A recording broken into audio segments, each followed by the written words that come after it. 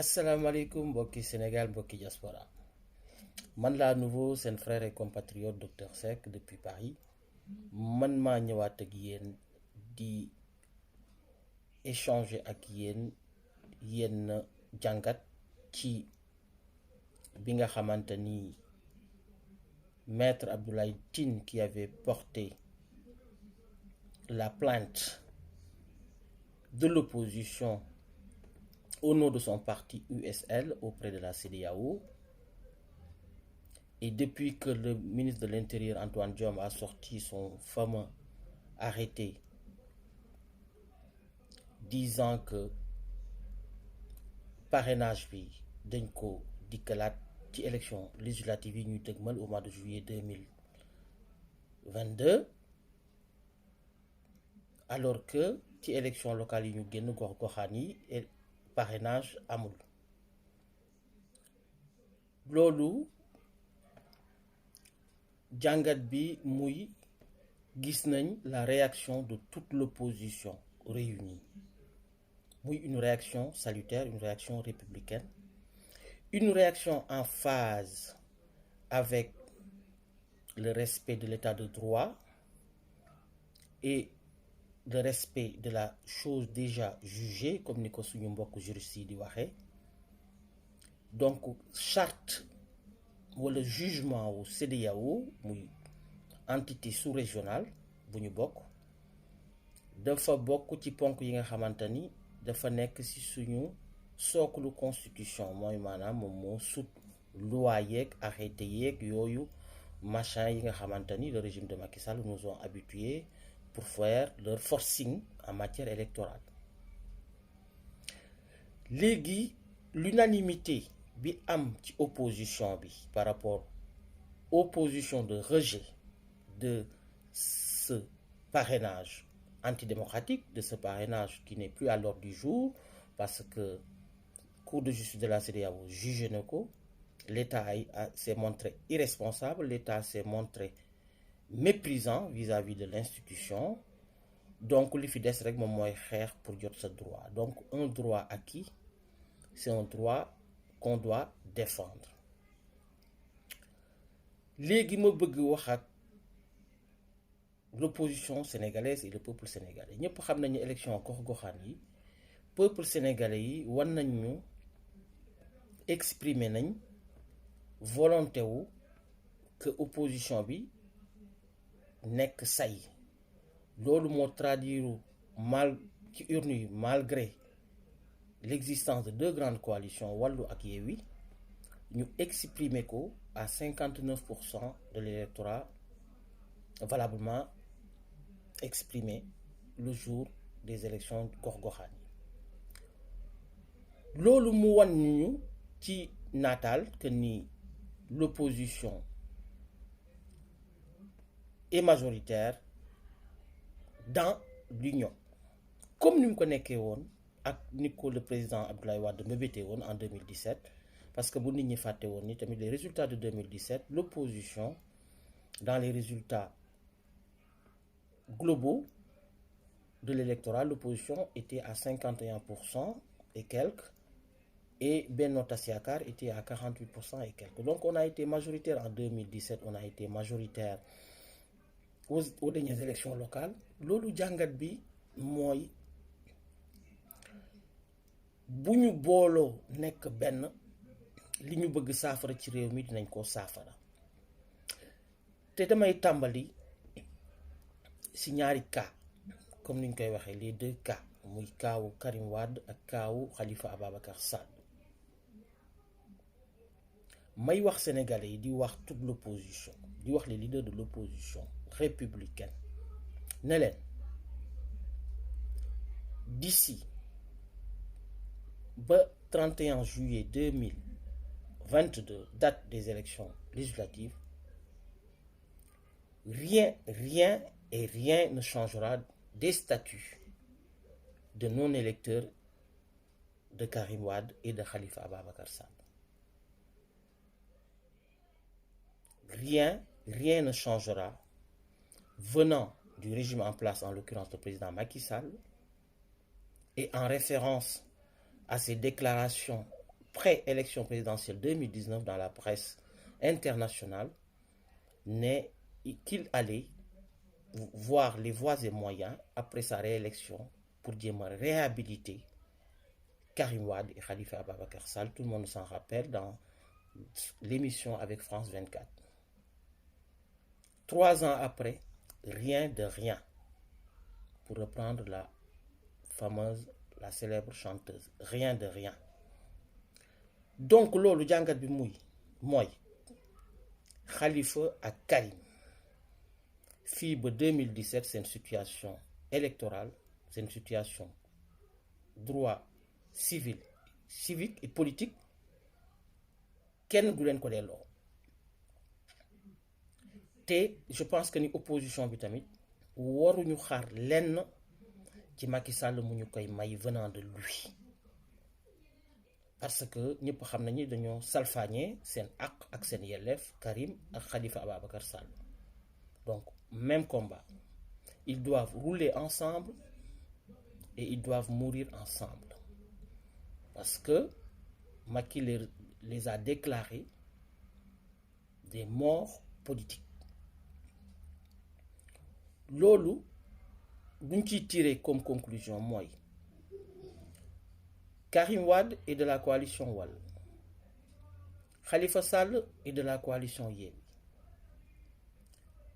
Il est devenu un impératif, il est devenu une obligation vis-à-vis même de la volonté populaire que le pont de jonction entre Yewwi et Wallu voit le jour dans les jours à venir et le plus rapidement possible parce que rien que la jonction de ces deux grandes coalitions représentatives, rien que cela, aux échéances à venir, on va être majoritaire pour les élections législatives, incontestablement. Ça, il faudra l'intégrer. Et je pense que la voie de salut, la plus honorifique, c'est que la jonction Yewwi et Wallu et les autres membres de l'opposition républicaine nous wan à ce régime de Macky Sall que ni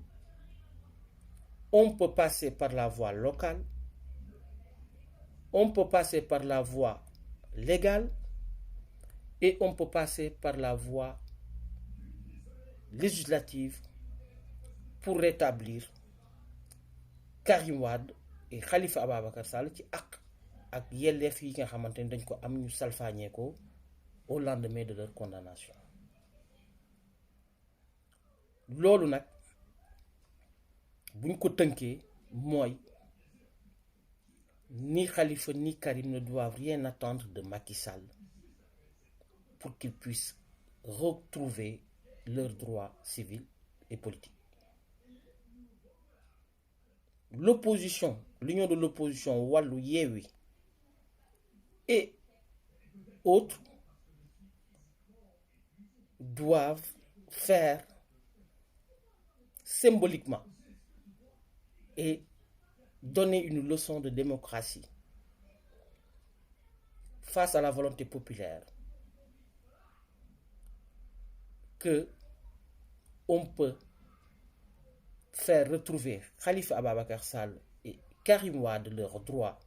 civils et politiques pour ñu bokk ci joŋante bi par la voie de la majorité à l'Assemblée nationale. Loolu nag ci loolu lay woo opposition que ici et déjà et maintenant que ñu def en sorte que cette grande coalition des deux coalitions représentatives ñu matérialiser ko. Li may daanalee mooy dama for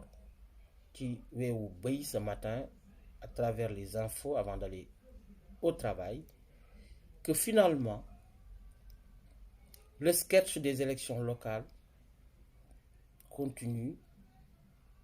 à nous livrer encore des facettes très croustillantes, des facettes croustillantes de notre démocratie en agonie. Moi, il y a un micmac, si je peux ainsi dire, de faire porter des recours non fondés qui a débuté à Khombol, prolongé à Keur Massar et passant par Sangalkam pour nous faire croire que Benno Bokk Yakaar n'a pas été battu à plate couture par leur opposant en face. Nous, comme ni ko Antoine Diome defee woon ci dépôt de candidature yi, demander au préfet de faire appel à la validation des listes de Yewwi Askan Wi et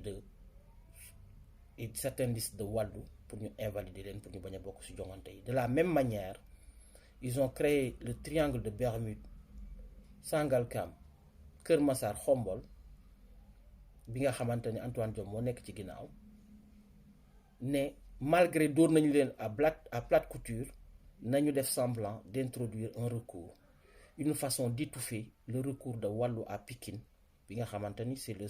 le plus grand scandale électoral dans l'histoire politique du Sénégal.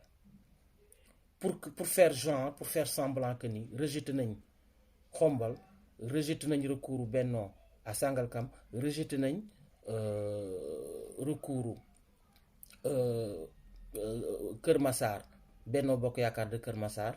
et maintenant mooy dañuy valider par la force mooy suñu élection wu ndijaay Timbo à Pikine,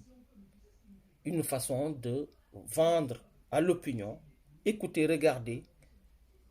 Benno a fait des recours, ñu rejeté leen ñett. Wallu def recours vis-à-vis de ndijaayu Macky Sall, ñu rejeté bu Wallu, une façon de valider injustement li nga xamante ni ñëpp xam nañ ni sàcc la hold up la. Mais Olof Njaay nee na sàcc na lu yomb na waaye fa nga ko tëggee moo jafe. Et pour vous démontrer toutes ces subterfuges yi nga xamante ni Macky Sall en est capable, et ce n'est que la partie visible de l'iceberg par rapport li mu dëxëñ ci parrainage bi nga xamante ni ngoy nañ ci, et des surprises à venir si l'opposition n'a pas l'intelligence doon benn say comme ni ko le président Abdoulaye Wade avait fait appel en 2017, que 2022 les mêmes causes de 2017 produiront les mêmes effets si on part dans la division, parce que cette majorité de Benno Tass Yaakaar va être renouvelée. Et nee naa le boulevard là, parce que c'est épreuve test là pour que son histoire de faire un troisième mandat ci la aajo. Donc, comme on dit, comprenne que pourra, et que l'opposition soit plus intelligente qu'il n'y paraît, et soit en attitude, soit en mesure de dépasser certains détails qui nous ont perdus en 2017. maa ngi leen di jaajëfal di leen gërëm di leen wax wasalaam ba beneen yoon.